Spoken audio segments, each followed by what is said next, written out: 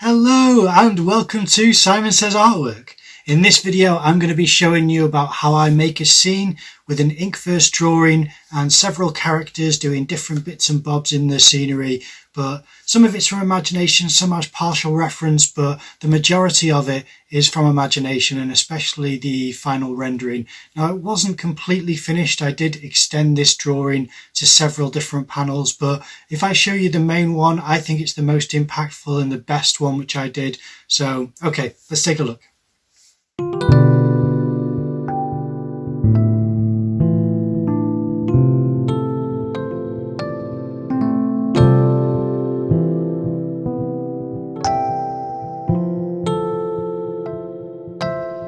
I remember making this piece from the start, and it was just again using those 0.05 nibs, which is so light it works as an underdrawing, but you are working ink first. So it was just a way to make a scene and creating it out of several characters and just building up the environment piece by piece.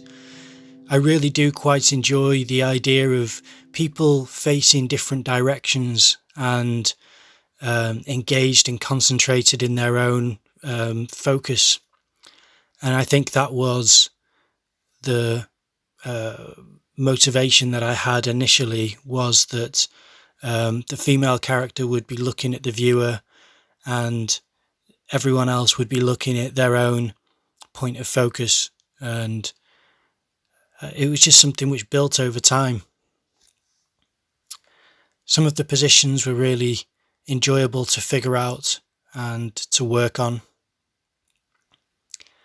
It was all trying to utilize the background space to suggest either ornaments or structures, or I don't know if you can see behind that guy on the couch behind his head, I did a palette and something on top of that, which I was initially thinking of something like pâte bord, and if you don't know what that is, it's kind of a giant machinery that a man would be able to sit inside and operate almost like Zoids, and then little bits of pieces which suggest a kind of sci-fi environment.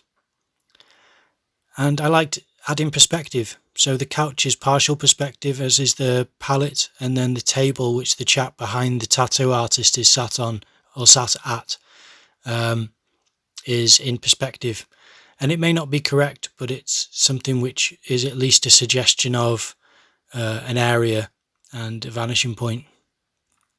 There are several things I would have done differently as far as a finish to them, to how much I know to add detail and depth and tone to a certain amount of things which I just wasn't confident at back then.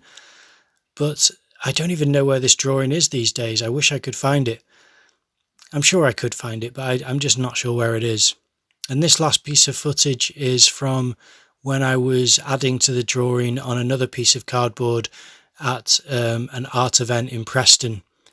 And a friend of mine came along and filmed it, and I just thought it'd be nice to include seeing the piece on the floor there, because I was just sat on the floor drawing the separate piece, and you can kind of, see the detail there.